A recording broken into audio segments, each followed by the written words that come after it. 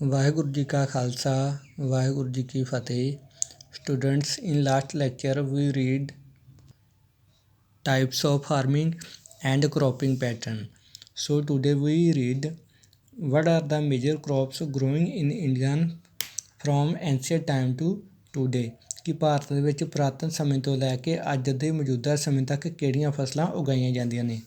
ਇੱਥੇ ਉਹਨਾਂ ਦੱਸਿਆ ਕਿ ਇੰਡੀਆ ਦੇ ਵਿੱਚ ਬਹੁਤ ਤਰ੍ਹਾਂ ਦੀਆਂ ਭੋਜਨ ਅਤੇ ਨੌਨ ਫੂਡ ਕ੍ਰੌਪਸ ਬਿਨਾਂ ਭੋਜਨ ਵਾਲੀਆਂ ਫਸਲਾਂ ਉਗਾਈਆਂ ਜਾਂਦੀਆਂ। ਨੌਨ ਫੂਡ ਮਤਲਬ ਜਿਨ੍ਹਾਂ ਫਸਲਾਂ ਅਸੀਂ ਭੋਜਨ ਦੇ ਤੌਰ 'ਤੇ ਨਹੀਂ ਵਰਤਦੇ, ਅਜਿਹੀਆਂ ਫਸਲਾਂ ਉਗਾਈਆਂ ਜਾਂਦੀਆਂ ਨੇ। ਭਾਰਤ ਦੇਸ਼ ਦੇ ਵਿੱਚ ਅਜਿਹੀਆਂ ਫਸਲਾਂ ਦੀ ਪੈਦਾਵਾਰ ਡਿਪੈਂਡ ਕਰਦੀ ਹੈ soil, climate and cultivation practice, ਕਿ ਕਿਸੇ ਸਟੇਟ ਦਾ ਕਲਾਈਮੇਟ, ਸੋਇਲ ਔਰ ਉੱਥੋਂ ਖੇਤੀ ਕਰਨ ਦਾ ਤਰੀਕਾ ਕੀ ਆ। ਜਿਵੇਂ ਅਸੀਂ ਕਲਾਈਮੇਟ ਦੀ ਗੱਲ ਕਰੀਏ, ਜੰਮੂ ਐਂਡ ਕਸ਼ਮੀਰ ਦੇ ਵਿੱਚ ਐਪਲ ਦੀ ਖੇਤੀ ਕੀਤੀ ਜਾਂਦੀ ਹੈ ਮੁੱਖ ਤੌਰ 'ਤੇ। ਉਹਦਾ ਰੀਜ਼ਨ ਇਹ ਹੈ ਕਿ ਇੱਕ ਐਪਲ ਦੀ ਪੈਦਾਵਾਰ ਗਰੋਥ ਵਾਸਤੇ ਜੋ ਐਨਵਾਇਰਨਮੈਂਟ ਚਾਹੀਦਾ ਹੈ ਉਹ ਜੰਮੂ ਕਸ਼ਮੀਰ ਦੇ ਵਿੱਚ ਅਵੇਲੇਬਲ ਆ। ਅਗਰ ਉਹੀ ਪਲਾਂਟ ਅਸੀਂ ਪੰਜਾਬ ਜਾਂ ਹਰਿਆਣਾ, ਰਾਜਸਥਾਨ ਦੇ ਵਿੱਚ ਉਗਾਉਣੇ ਸ਼ੁਰੂ ਕਰਦੇ ਹਾਂ, ਸਾਨੂੰ ਉਸ ਦਾ ਕੋਈ ਰਿਜ਼ਲਟ ਨਹੀਂ ਮਿਲੇਗਾ, ਸਾਡੀ ਫਸਲ ਖਰਾਬ ਹੋ ਜਾਏਗੀ। ਰੀਜ਼ਨ ਉਹਦਾ ਇਹ ਹੈ ਕਿ ਐਪਲ ਦੇ ਪਲਾਂਟ ਨੇ ਜਿਸ ਐਨਵਾਇਰਨਮੈਂਟ ਵਿੱਚ, ਜਿਸ ਸੋਇਲ ਔਰ ਜਿਸ ਕਲਾਈਮੇਟ ਦੇ ਵਿੱਚ ਗਰੋ ਕਰਨੀ ਸੀ, ਉਸ ਨੂੰ ਉਹ ਕਲਾਈਮੇਟ ਨਹੀਂ ਮਿਲਿਆ, ਇਸ ਕਰਕੇ ਉਸ ਦੀ ਫਸਲ ਖਰਾਬ ਹੋ ਜਾਏਗੀ। ਇਸੇ ਤਰੀਕੇ ਨਾਲ ਸਾਡੇ ਪੰਜਾਬ ਦੇ ਵਿੱਚ ਜਿਵੇਂ ਅਸੀਂ wheat, paddy, piece, tomato etcetera ਬਹੁਤ ਸਾਰੀਆਂ ਫਸਲਾਂ ਤਿਆਰ ਕਰਦੇ ਹਾਂ। ਅਗਰ ਇਹੀ ਫਸਲਾਂ ਅਸੀਂ ਰਾਜਸਥਾਨ ਦੀ ਰੇਤਲੀ ਜ਼ਮੀਨ 'ਤੇ ਤਿਆਰ ਕਰਨ ਵਾਸਤੇ ਜਾਈਏ ਤਾਂ ਉੱਥੇ ਸਾਨੂੰ ਇਸ ਦਾ ਕੋਈ ਰਿਜ਼ਲਟ ਨਹੀਂ ਮਿਲੇਗਾ, ਕਿਉਂਕਿ ਇਹਨਾਂ ਫਸਲਾਂ ਦੇ ਅਨੁਕੂਲ ਜੋ ਤਾਪਮਾਨ, ਜੋ ਇਹਨਾਂ ਨੂੰ ਵਰਖਾ ਜਾਂ ਸੋਇਲ ਦੀ ਫਰਟੀਲਿਟੀ ਹੋਣੀ ਚਾਹੀਦੀ ਸੀ, ਉਹ ਰਾਜਸਥਾਨ ਦੇ ਵਿੱਚ ਜਾਂ ਹੋਰ ਅਜਿਹੇ ਇਲਾਕਿਆਂ ਦੇ ਵਿੱਚ ਨਾ ਹੋਣ ਦਾ ਕਰਕੇ ਫਸਲਾਂ ਦੀ ਪੈਦਾਵਾਰ ਨਹੀਂ ਕੀਤੀ ਜਾ ਸਕਦੀ। ਸੋ ਅੱਜ ਅਸੀਂ ਇਹਨਾਂ ਚੀਜ਼ਾਂ ਦੀ ਗੱਲ ਕਰਨੀ ਹੈ ਕਿ ਇੰਡੀਆ ਦੇ ਵਿੱਚ ਪੁਰਾਤਨ ਸਮੇਂ ਤੋਂ ਲੈ ਕੇ ਅੱਜ ਤੱਕ ਕਿਹੜੀਆਂ ਫਸਲਾਂ ਉਗਾਈਆਂ ਜਾਂਦੀਆਂ ਨੇ ਔਰ ਇਹਨਾਂ ਫਸਲਾਂ ਨੂੰ ਉਗਾਉਣ ਵਾਸਤੇ ਕਲਾਈਮੇਟ ਦੀ ਕੰਡੀਸ਼ਨ ਕਿਹੋ ਜਿਹੀ ਹੋਣੀ ਚਾਹੀਦੀ ਹੈ। ਸਾਡੇ ਕੋਲ ਸਭ ਤੋਂ ਪਹਿਲਾਂ ਆ ਜਾਂਦਾ ਹੈ ਰਾਈਸ। ਰਾਈਸ ਕਹਿੰਦੇ ਆ ਕਿ ਭਾਰਤ ਦੇ ਵਿੱਚ ਮੈਜੋਰਟੀ ਮਤਲਬ ਬਹੁਤਾਤ ਲੋਕ, ਜ਼ਿਆਦਾ ਮਾਤਰਾ ਵਿੱਚ ਲੋਕਾਂ ਦਾ ਮੁੱਖ ਫੂਡ ਰਾਈਸ ਆ। ਮਤਲਬ ਜਿਵੇਂ ਅਸੀਂ ਪੰਜਾਬ ਦੇ ਵਿੱਚ ਦਿਨ ਰਾਤ ਜਾਂ ਕੁਝ ਲੋਕ ਦੁਪਹਿਰ ਨੂੰ ਖਾਣਾ ਖਾਂਦੇ ਆ, ਉਹਨਾਂ ਦਾ ਮੁੱਖ ਖਾਣਾ ਜਿਹੜਾ ਰੋਟੀ ਹੁੰਦਾ।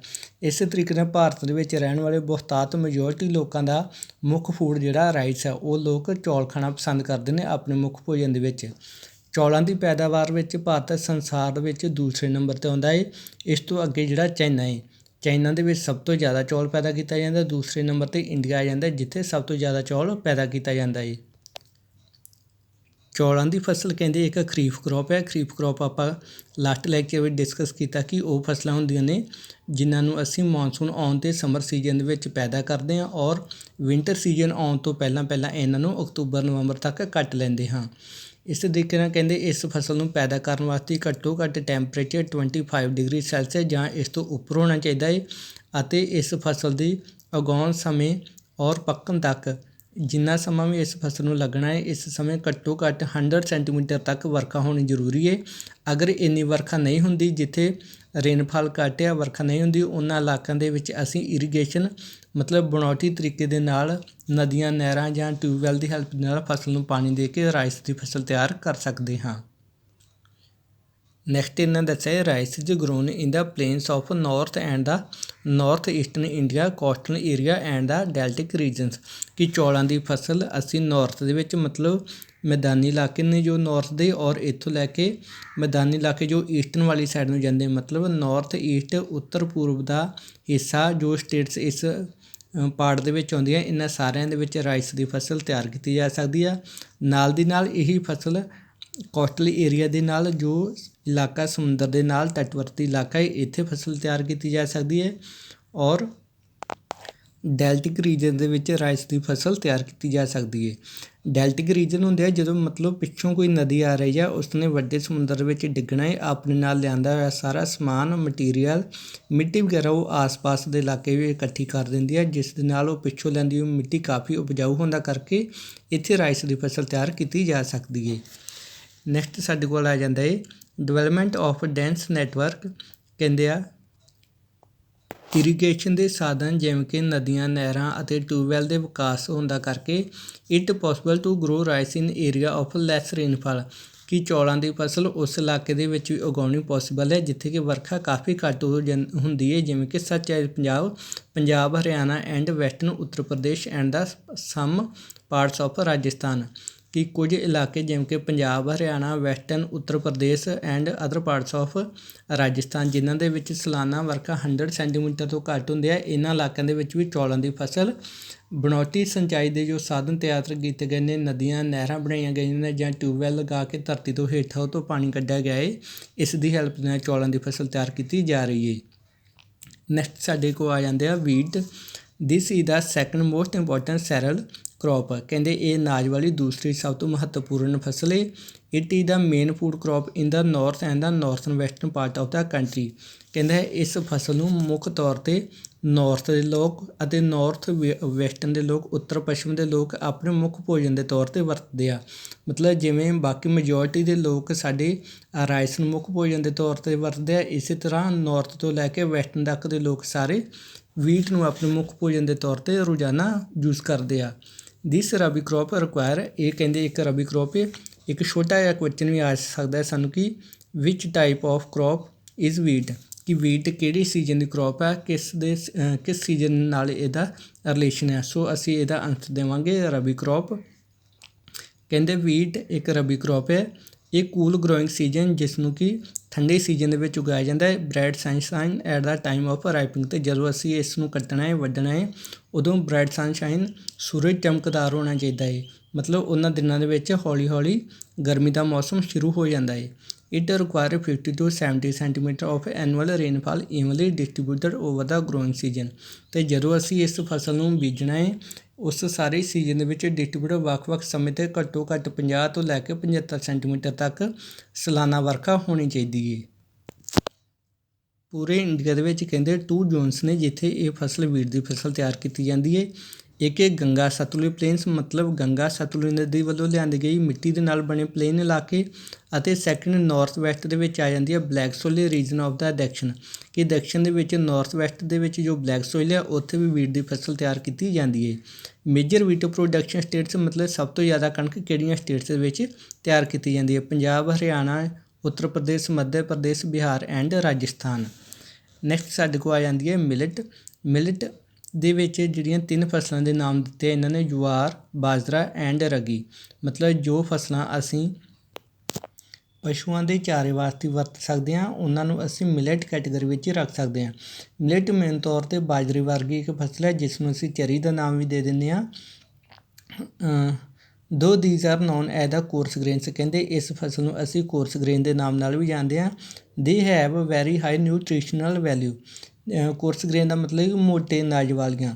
ਕਹਿੰਦੇ ਇਸ ਦੇ ਵਿੱਚ ਕਾਫੀ ਕਾਫੀ ਨਿਊਟ੍ਰੀਐਂਟ ਮੌਜੂਦ ਹੁੰਦੇ ਨੇ। ਫੋਰ ਐਗਜ਼ਾਮਪਲ ਇਹ ਰਾਗੀ is very rich in iron. ਖਾਸ ਤੌਰ 'ਤੇ ਕਹਿੰਦੇ ਰਾਗੀ ਦੀ ਫਸਲ ਦੇ ਵਿੱਚ ਆਇਰਨ ਕਾਫੀ ਹੁੰਦਾ ਹੈ, calcium, other micro nutrient and the roughage. ਇਸ ਤੋਂ ਇਲਾਵਾ ਕਹਿੰਦੇ ਆਇਰਨ ਤੋਂ ਇਲਾਵਾ ਵੀ ਕੈਲਸ਼ੀਅਮ, ਮਾਈਕਰੋ ਨਿਊਟ੍ਰੀਐਂਟ, ਹੋਰ ਛੋਟੇ ਛੋਟੇ ਨਿਊਟ੍ਰੀਐਂਟ, ਪੌਸ਼ਟਿਕ ਤੱਤ ਅਤੇ ਰਫੇਜ਼ ਇਸ ਵਿੱਚ ਕਾਫੀ ਮੌਜੂਦ ਹੁੰਦੇ ਨੇ। Jowar is the third most important food crop with respect to area and production. ਕਹਿੰਦਾ ਇੱਕ ਮੁੱਖ ਫਸਲਾਂ ਜਿਵੇਂ ਆਪਾਂ ਪੜ੍ਹਦੇ ਪਏ ਹਾਂ ਰਾਈਸ, ਵੀਟ, ਮਿਲਟ ਐਕਸੈਟਰਾ, ਇਸ ਤਰ੍ਹਾਂ ਕਹਿੰਦੇ ਜਵਾਰ ਜਿਹੜੀ ਥਰਡ ਮੋਸਟ ਇੰਪੋਰਟੈਂਟ ਫਸਲ ਹੈ, ਅਤੇ ਥਰਡ ਇਹ ਜਿਹੀ ਫਸਲ ਹੈ ਜਿਸ ਦੇ ਵਾਸਤੇ ਬਹੁਤ ਸਾਰਾ ਏਰੀਆ ਘਿਰਿਆ ਹੋਇਆ ਹੈ, ਬਹੁਤ ਸਾਰੇ ਏਰੀਏ ਵਿੱਚ ਇਸ ਫਸਲ ਦੀ ਪ੍ਰੋਡਕਸ਼ਨ ਕੀਤੀ ਹੋਈ ਹੈ। It is a rainfed crop, mostly rainfed ਮਤਲਬ ਬਰਸਾਤੀ ਫਸਲ ਆ, ਜਿਸ ਨੂੰ ਕਿ ਮੋਸਟ ਏਰੀਅਸ ਵਿੱਚ ਹਾਰਡਲੀ ਨੀਡਸ ਇਰੀਗੇਸ਼ਨ, ਉਸ ਇਲਾਕੇ ਦੇ ਵਿੱਚ ਉਗਾਇਆ ਜਾਂਦਾ ਹੈ ਜਿੱਥੇ ਕਿ ਹਮੇਸ਼ਾ ਨਮੀ ਰਹਿੰਦੀ ਹੋਵੇ, ਅਤੇ ਇਸ ਨੂੰ ਜਿਹੜਾ ਬਹੁਤ ਮੁਸ਼ਕਿਲ ਦੇ ਨਾਲ ਹੀ ਕਈ ਵਾਰ ਸਿੰਚਾਈ ਦੀ ਲੋੜ ਪੈਂਦੀ ਹੈ। ਕਹਿਣ ਦਾ ਭਾਵ ਕਿ ਇਹ ਉਸ ਇਲਾਕੇ ਦੇ ਵਿੱਚ ਉਗਾਈ ਜਾਂਦੀ ਹੈ ਜਿੱਥੇ ਹਮੇਸ਼ਾ ਬਾਰਿਸ਼ ਹੋਣ ਦਾ ਕਰਕੇ ਨਮੀ ਵਾਲਾ ਮੌਸਮ ਹੋਵੇ, ਅਤੇ ਇਸ ਇਲਾਕੇ ਦੇ ਵਿੱਚ ਕਦੇ ਕਤਾਈਆਂ ਕਿ ਬਾਰਿਸ਼ ਨਹੀਂ ਹੋਈ ਅਤੇ ਫਿਰ ਇਸ ਨੂੰ ਸਿੰਚਾਈ ਦੀ ਲੋੜ ਪਵੇ, ਅਦਰਵਾਈਜ਼ ਇਸ ਨੂੰ ਬਣਾਉਟੀ ਤਰੀਕੇ ਦੇ ਨਾਲ ਪਾਣੀ ਦੇਣ ਦੀ ਲੋੜ ਨਹੀਂ ਪਏਗੀ। ਨੈਕਸਟ ਸਾਡੇ ਕੋਲ ਆ ਜਾਂਦਾ major jowar production states are Maharashtra, Karnataka, Andhra Pradesh and Madhya Pradesh. Next ਸਾਡੇ ਕੋਲ bajra grows well on the sandy soils and the shallow black soil. ਬਾਜਰੇ ਦੀ ਫਸਲ ਨੂੰ ਆਖਿਆ ਰੇਤਲੀ ਮਿੱਟੀ ਦੇ ਵਿੱਚ ਅਤੇ ਖਾਲੀ ਬਲੈਕ ਸੋਇਲ ਦੇ ਵਿੱਚ ਤਿਆਰ ਕੀਤੀ ਜਾ ਸਕਦੀ ਹੈ, ਵਧੀਆ ਗਰੋ ਕਰਦੀ ਹੈ ਇੱਥੇ। ਮੇਜਰ ਬਾਜਰਾ ਪ੍ਰੋਡਕਸ਼ਨ ਇਹਨਾਂ ਸਟੇਟਸ ਦੇ ਨੇਮ ਦਿੱਤੇ ਆ ਕਿ ਕਿਹੜੀ ਕਿਹੜੀ ਸਟੇਟਸ ਦੇ ਵਿੱਚ ਬਾਜਰਾ ਉਗਾਇਆ ਜਾਂਦਾ ਹੈ। ਨੈਕਸਟ ਦਿੱਤਾ ਹੈ ਸਾਡੇ ਕੋਲ ragi is a crop of dry regions. ਕਹਿੰਦੇ ਇਹ ਇੱਕ ਖੁਸ਼ਕ ਇਲਾਕੇ ਦੀ ਫਸਲ ਹੈ। Grow well on red black sandy loamy and shallow black soil.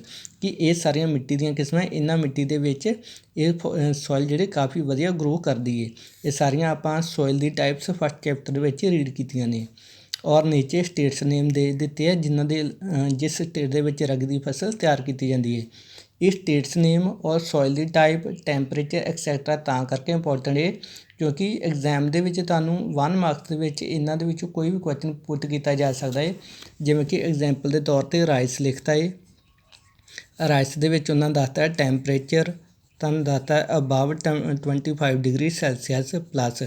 ਇੱਥੇ ਉਹਨਾਂ ਨੇ ਰੇਨਫਾਲ ਦਾ ਕੋਲਮ ਖਾਲੀ ਛੱਡ ਦਿੱਤਾ ਹੈ ਔਰ ਇੱਥੇ ਦੇ ਦਿੱਤਾ ਹੈ ਖਰੀਫ ਕਰੋਪ। ਫਿਰ 1 ਮਾਰਕਸ ਦੇ ਕੁਐਸਚਨ ਦੇ ਵਿੱਚ ਤੁਹਾਨੂੰ ਇਹ ਕੋਲਮ ਫਿਲ ਕਰਨ ਵਾਸਤੇ ਆਖਿਆ ਜਾਏਗਾ ਕਿ ਇਸ ਫਸਲ ਨੂੰ ਤਿਆਰ ਕਰਨ ਵਾਸਤੇ ਸਾਨੂੰ ਘੱਟੋ ਘੱਟ ਵਰਖਾ ਕਿੰਨੀ ਹੋਣੀ ਚਾਹੀਦੀ ਹੈ। ਮਤਲਬ ਜੇ ਇਹ ਵੀ ਕੋਲਮ ਫਿਲ ਕੀਤਾ ਹੋਇਆ ਫਿਰ ਤੁਹਾਨੂੰ ਇਹ ਕੋਲਮ ਖਾਲੀ ਛੱਡ ਦਿੱਤਾ ਜਾਏਗਾ ਕਿ ਇਹ ਖਰੀਫ ਕਰੋਪ ਹੈ ਜਾਂ ਰਬੀ ਕਰੋਪ ਹੈ। ਜਾਂ ਟਰੂ ਫਾਲਸ ਦੇ ਵਾਂਗ ਵੀ ਇਹਨੂੰ ਨੇਮ ਦੇ ਕੇ ਪੁੱਛ ਸਕਦਾ ਕਿ ਇਹ ਖਰੀਫ ਕੈਟੇਗਰੀ ਦੇ ਵਿੱਚ ਆਉਂਦੀ ਹੈ ਜਾਂ ਰਬੀ ਕੈਟੇਗਰੀ ਦੇ ਵਿੱਚ ਆਉਂਦੀ ਹੈ। ਟੈਂਪਰੇਚਰ ਦਾ ਕੋਲਮ ਖਾਲੀ ਹੋ ਛੱਡਿਆ ਸਕਦਾ। ਮਤਲਬ ਇਹਨਾਂ 3-4 ਚੀਜ਼ਾਂ ਨੂੰ ਆਪਾਂ ਨੂੰ ਪੜ੍ਹਨਾ ਹੀ ਪੈਣਾ ਹੈ ਕਿ ਕਿਹੜੇ ਇਲਾਕੇ ਦੇ ਵਿੱਚ ਕਿਸ ਟੈਂਪਰੇਚਰ ਦੇ ਅਧੀਨ ਔਰ ਕਿੰਨੀ ਵਰਖਾ ਦੇ ਨਾਲ ਇਹ ਫਸਲ ਨੂੰ ਤਿਆਰ ਕੀਤਾ ਜਾ ਸਕਦਾ ਹੈ। ਨੈਕਸਟ ਸਾਡੇ ਕੋਲ ਕਰੋਪ ਆ ਜਾਂਦੀ ਹੈ ਮੇਜ਼, ਮਤਲਬ ਮੱਕੀ। ਕਹਿੰਦੇ ਇੱਕ ਅਜਿਹੀ ਫਸਲ ਹੈ ਜਿਸ ਨੂੰ ਅਸੀਂ ਬਹੁਤ ਆਪਣੇ ਭੋਜਨ ਦੇ ਅਤੇ ਫੋਡਰ ਪਸ਼ੂਆਂ ਦੇ ਚਾਰੇ ਦੇ ਤੌਰ 'ਤੇ ਵਰਤ ਸਕਦੇ ਹਾਂ। ਮੱਕੀ ਦੀ ਫਸਲ ਵੀ ਉਹਨਾਂ ਨੇ ਦੱਸਿਆ ਕਿ ਖਰੀਫ ਕਰੋਪ ਆ ਔਰ ਇਸ ਨੂੰ ਉਗਾਉਣ ਸਮੇਂ ਘੱਟੋ ਘੱਟ ਟੈਂਪਰੇਚਰ 21 ਡਿਗਰੀ ਸੈਲਸੀਅਸ ਤੋਂ 27 ਡਿਗਰੀ ਸੈਲਸੀਅਸ ਹੋਣਾ ਚਾਹੀਦਾ ਹੈ ਅਤੇ ਇਹ ਵਧੀਆ ਤਰੀਕੇ ਨਾਲ ਓਲਡ ਅਲੋਵੀਅਲ ਸੋਇਲ ਦੇ ਵਿੱਚ ਉਗਾਈ ਜਾ ਸਕਦੀ ਹੈ ਕਿ ਪੁਰਾਣੀ ਮਿੱਟੀ ਅਲੋਵੀਅਲ ਸੋਇਲ ਹੈ ਜਿਹੜਾ ਉਸ ਵਿੱਚ ਇਹ ਫਸਲ ਵਧੀਆ ਗਰੋ ਕਰਦੀ ਹੈ। ਇਸ ਦੀ ਪ੍ਰੋਡਕਸ਼ਨ ਪੈਦਾਵਾਰ ਜਾਂ ਝਾੜ ਸਾਨੂੰ ਵੱਧ ਪ੍ਰਾਪਤ ਹੁੰਦਾ ਹੈ।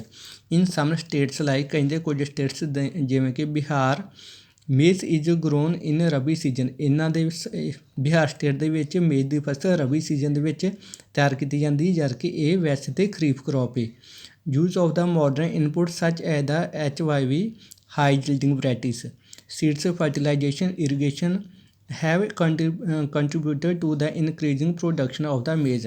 ਕਹਿੰਦੇ ਕੁਝ ਨਵੀਆਂ ਮਾਡਰਨ ਤਕਨੀਕਸ ਵਰਤਣੇ ਜਿਵੇਂ ਕਿ ਹਾਈ ਯੀਲਡਿੰਗ ਵਧੀਆ ਕਿਸਮ ਦੇ ਬੀਜ ਵਰਤਣੇ, ਫਰਟੀਲਾਈਜ਼ਰਸ ਖਾਦਾਂ, ਇਰੀਗੇਸ਼ਨ ਦੇ ਸੰਸਾਧਨ ਮਤਲਬ ਸਮੇਂ ਸਿਰ ਫਸਲ ਨੂੰ ਪਾਣੀ ਦੇ ਦੇਣਾ ਇਰੀਗੇਸ਼ਨ ਦੇ ਨਾਲ। ਵੈਸੇ ਤਾਂ ਜਦੋਂ ਆਪਾਂ ਮੀਂਹ ਦੇ ਉੱਪਰ ਬਾਰਿਸ਼ ਦੇ ਉੱਪਰ ਡਿਪੈਂਡ ਹੋਈਏ ਸਾਨੂੰ ਪਤਾ ਨਹੀਂ ਬਾਰਿਸ਼ ਅੱਜ ਆਉਣੀ ਆ ਜਾਂ 10 ਦਿਨਾਂ ਨੂੰ ਆਉਣੀ ਜਾਂ 15 ਨੂੰ ਆਉਣੀ ਆ ਕਿਉਂਕਿ ਅਗਰ ਸਾਡੀ ਫਸਲ ਨੂੰ ਅੱਜ ਬਾਰਿਸ਼ ਦੀ ਲੋੜ ਹੈ ਕਿ 5 ਦਿਨਾਂ ਬਾਅਦ ਮੀਂਹ ਪੈ ਰਿਹਾ ਹੈ ਉਹਦੇ ਨਾਲ ਸਾਡੀ ਫਸਲ ਨੂੰ ਕੋਈ ਜ਼ਿਆਦਾ ਬੈਨੀਫਿਟ ਨਹੀਂ ਹੋਊਗੀ, ਉਦੋਂ ਤੱਕ ਸਾਡੀ ਫਸਲ ਖਰਾਬ ਹੋ ਸਕਦੀ ਆ।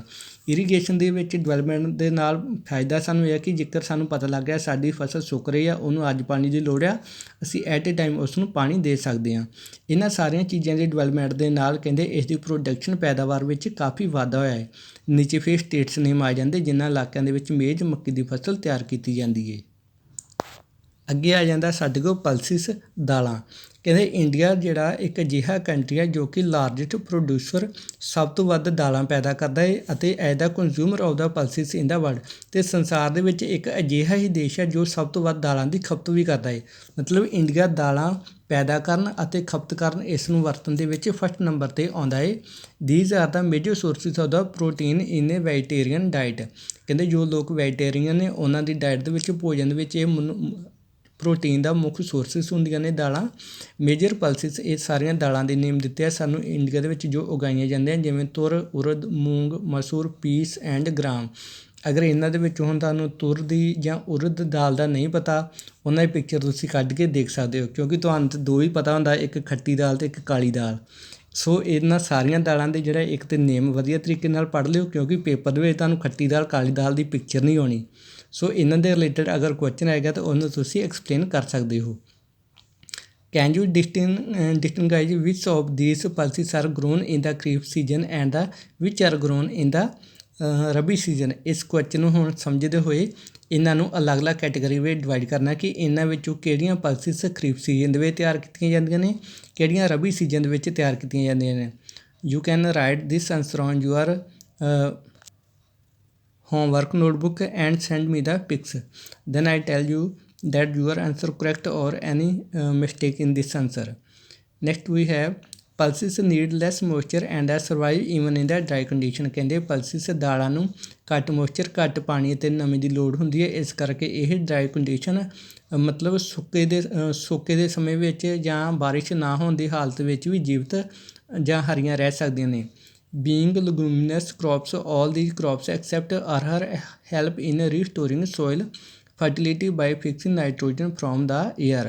ਕਹਿੰਦੇ leguminous crops ਹੋਣ ਦਾ ਕਰਕੇ ਇਹ ਫਸਲਾਂ ਅਰਹਰ ਤੋਂ ਬਿਨਾਂ ਬਾਕੀ ਸਾਰੀਆਂ ਦਾਲਾਂ ਜ਼ਮੀਨ ਦੀ ਉਪਜਾਊ ਸ਼ਕਤੀ ਨੂੰ, ਨਾਈਟ੍ਰੋਜਨ ਨੂੰ ਰੀਸਟੋਰ ਕਰਕੇ, ਫਿਕਸਿੰਗ ਕਰਕੇ ਫਰਟੀਲਿਟੀ ਉਪਜਾਊ ਸ਼ਕਤੀ ਵਧਾਉਣ ਵਾਸਤੇ ਹੈਲਪ ਕਰਦੀਆਂ ਨੇ। Therefore these are mostly grown in rotation with other crops. ਕਹਿੰਦੇ ਇਸ ਕਰਕੇ ਜਿਹੜਾ ਬਹੁਤ ਜ਼ਰੂਰੀ ਹੈ ਕਿ ਅਸੀਂ ਦੂਸਰੀਆਂ ਫਸਲਾਂ ਜਿਵੇਂ ਕਿ ਕਣਕ, ਝੋਨਾ ਬੀਜਦੇ ਰਹੇ ਨੇ ਇੱਕੇ ਜ਼ਮੀਨ ਦੇ ਵਿੱਚ, ਉਸ ਜ਼ਮੀਨ ਦੀ ਫਰਟੀਲਿਟੀ ਉਪਜਾਊ ਸ਼ਕਤੀ ਵਧਾਉਣ ਵਾਸਤੇ ਇਹਨੂੰ ਰੋਟੇਸ਼ਨ ਦੇ ਤੌਰ 'ਤੇ ਵੰਡ ਵਰਤ ਕੇ ਕਈ ਵਾਰ ਕਿਸੇ ਸੀਜ਼ਨ ਦੇ ਵਿੱਚ ਇਸ ਫਸਲ ਨੂੰ ਵੀ, ਦਾਲਾਂ ਨੂੰ ਵੀ ਬੀਜਿਆ ਜਾਵੇ। ਨੈਕਸਟ ਸਾਡੇ ਕੋਲ ਆ ਜਾਂਦਾ ਫੂਡ ਕ੍ਰੋਪਸ ਅਦਰ ਦੈਨ ਗ੍ਰੇਨਸ, ਕਿ ਅਨਾਜ ਵਾਲੀਆਂ ਫਸਲਾਂ ਤੋਂ ਇਲਾਵਾ ਹੋਰ ਕਿਹੜੀਆਂ ਕੁਝ ਫਸਲਾਂ ਨੇ ਜਿਨ੍ਹਾਂ ਨੂੰ ਅਸੀਂ ਭੋਜਨ ਦੇ ਤੌਰ 'ਤੇ ਵਰਤਦੇ ਹਾਂ। ਸਾਡੇ ਕੋਲ ਆ ਜਾਂਦਾ ਸ਼ੂਗਰ ਕੇਨ। ਕਹਿੰਦੇ ਸ਼ੂਗਰ ਕੇਨ ਗੰਨੇ ਦੀ ਫਸਲ, ਕਮਾਦ ਦੀ ਫਸਲ ਟ੍ਰੋਪੀਕਲ ਏਰੀਆ ਦੇ ਵਿੱਚ ਔਰ ਸਬ ਟ੍ਰੋਪੀਕਲ ਏਰੀਆ ਦੇ ਵਿੱਚ ਹੁੰਦੀ ਹੈ। ਟ੍ਰੋਪੀਕਲ ਔਰ ਸਬ ਟ੍ਰੋਪੀਕਲ ਏਰੀਆ ਜੋ ਕਿ ਇਕਵੇਟਰ ਦੇ ਉੱਪਰ, ਅਬਵ ਔਰ ਬੋਟਮ 'ਤੇ ਆ। ਇਹਦੇ ਵਿੱਚ ਸਾਡੇ ਕੋਲ ਆ ਜਾਂਦਾ it gross well in hot and humid climate. Hot and humid climate ਮਤਲਬ ਗਰਮ ਅਤੇ ਹੁਮਸ ਭਰਿਆ ਮੌਸਮ। ਜਿਸ ਤਰ੍ਹਾਂ ਆਪਾਂ ਸਾਵਣ ਦੇ ਮਹੀਨੇ ਤੋਂ ਬਾਅਦ ਭਾਦੋਂ ਔਰ ਅੱਸੂ ਦਾ ਮਹੀਨਾ ਆ ਜਾਂਦਾ ਹੈ, ਦੇਸੀ ਮਹੀਨਾ ਦੇ ਨਾਮ ਜਦੋਂ ਗੱਲ ਕਰਦੇ ਹਾਂ।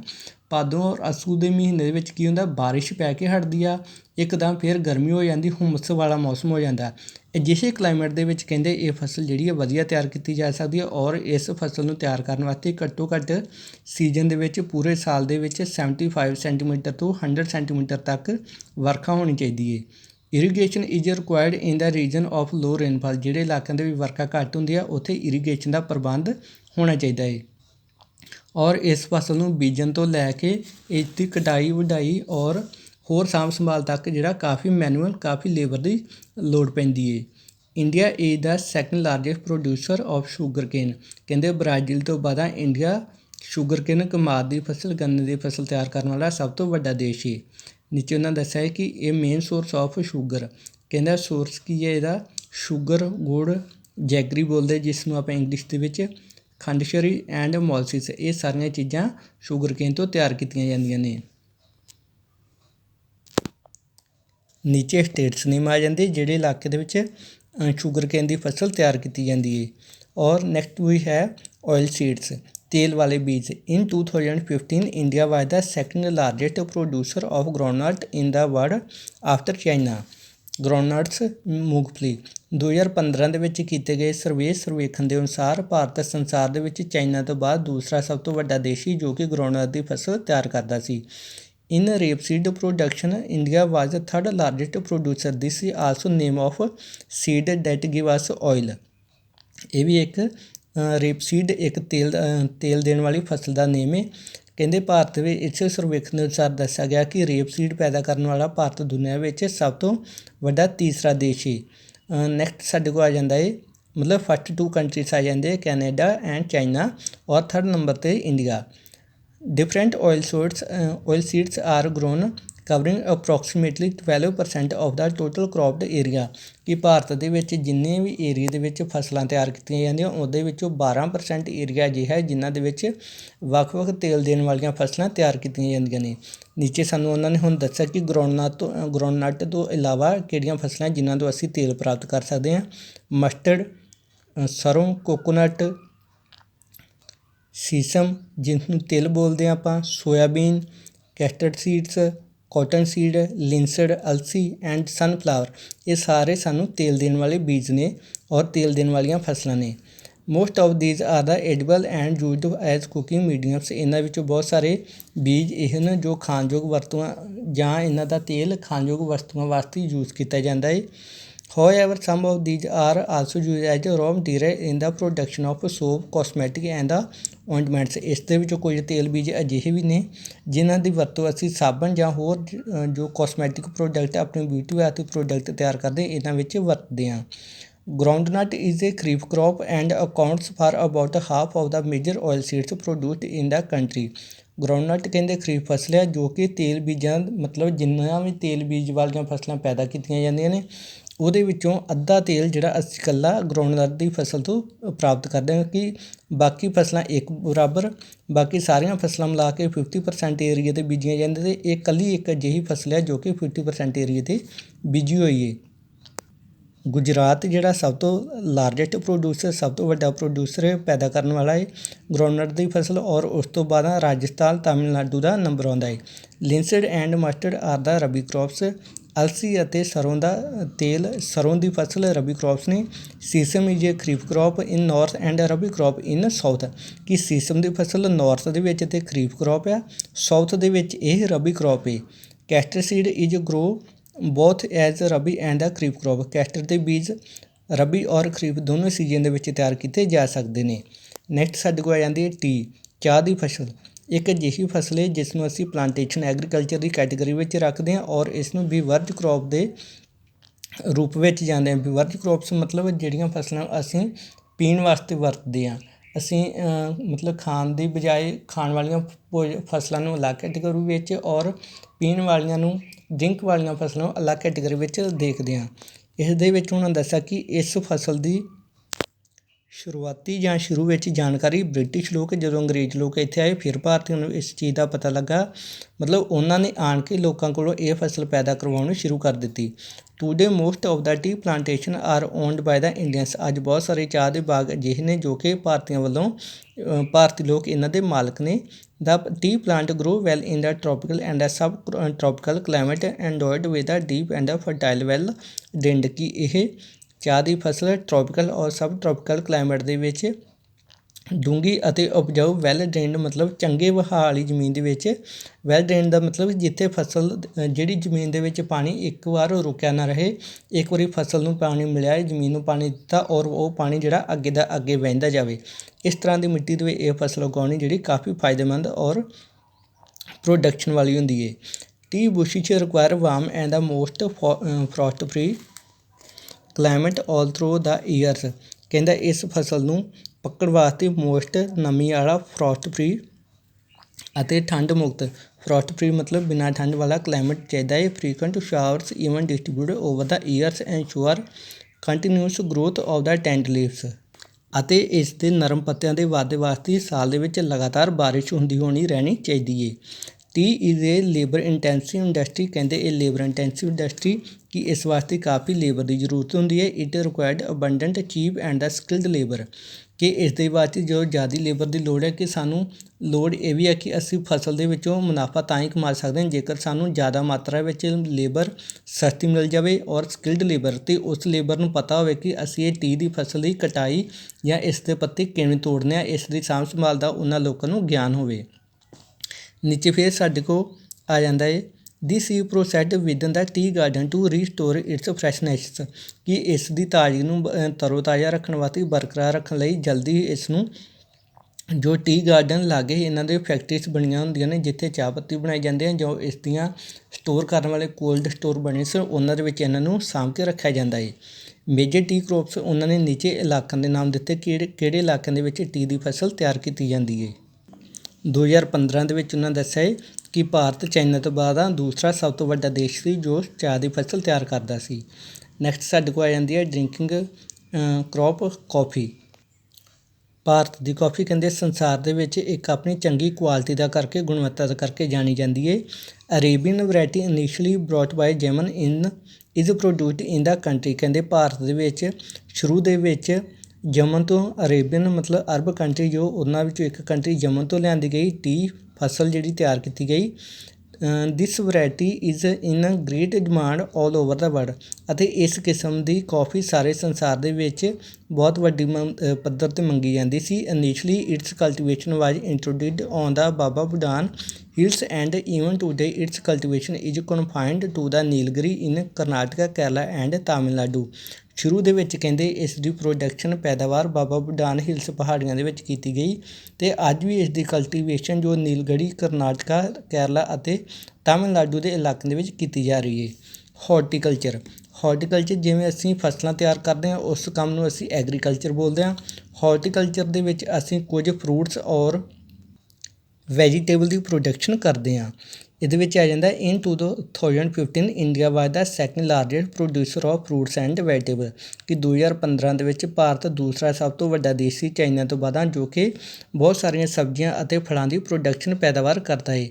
India is a producer of tropical as well as the temperate fruits, ਕਹਿੰਦੇ ਭਾਰਤ ਵਿੱਚ ਟ੍ਰੋਪੀਕਲ ਮਤਲਬ ਜੋ ਫਸਲਾਂ, ਜੋ ਫਲ ਅਤੇ ਸਬਜ਼ੀਆਂ ਟ੍ਰੋਪੀਕਲ ਰੀਜਨ ਦੇ ਵਿੱਚ ਤਿਆਰ ਕੀਤੀਆਂ ਜਾਂਦੀਆਂ ਨੇ ਉਹ ਵੀ ਤਿਆਰ ਕੀਤੀਆਂ ਜਾਂਦੀਆਂ ਨੇ। ਨਾਲ ਦੇ ਨਾਲ ਟੈਂਪਰੇਟ ਮਤਲਬ ਜੋ ਕਿ ਮੀਡੀਅਮ ਟੈਂਪਰੇਚਰ ਵਿੱਚ ਤਿਆਰ ਹੋਣ ਵਾਲੇ ਫਲ ਫਰੂਟ ਔਰ ਸਬਜ਼ੀਆਂ ਨੇ ਉਹ ਵੀ ਇੱਥੇ ਤਿਆਰ ਕੀਤੀਆਂ ਜਾਂਦੀਆਂ ਨੇ। Mangoes of Maharashtra, Andhra Pradesh, Telangana, Uttar Pradesh and West Bengal, orange of Nagpur and Cherrapunji Meghalaya, bananas of Kerala, Mizoram, Maharashtra, ਸਾਰੀਆਂ ਸਟੇਟਸ ਦੇ ਨੇਮ ਔਰ ਉਹਨਾਂ ਸਟੇਟਸ ਦੇ ਵਿੱਚ ਪਾਏ ਜਾਣ ਵਾਲੇ ਫਰੂਟਸ ਔਰ ਵੈਜੀਟੇਬਲਸ ਦੇ ਨੇਮ ਇਸ ਪਾਰਟਸ ਦੇ ਵਿੱਚ ਉਹਨਾਂ ਨੇ ਡਿਸਕ੍ਰਾਈਬ ਕੀਤੇ ਹੋਗੇ। You can read yourself and if you have any problem you can ask me. Next, India is an important producer of pea, cauliflower, onion, cabbage, tomato, brinjal and potato. Here they give the some names of the vegetables that are grown in India. So this is the topic for us, and if you have any kind of problem in this topic you can ask me. I think topic is very easy and you can write in your own words every question related to these topics, crops and other things, but only you keep in mind the right correct temperature, or keep in mind the crop is kharif crop, rabi crop, or what quantity of rainfall it is required. So thanks, have a nice day. Waheguru ji ਕਾ ਖਾਲਸਾ, ਵਾਹਿਗੁਰੂ ਜੀ ਕੀ ਫਤਿਹ।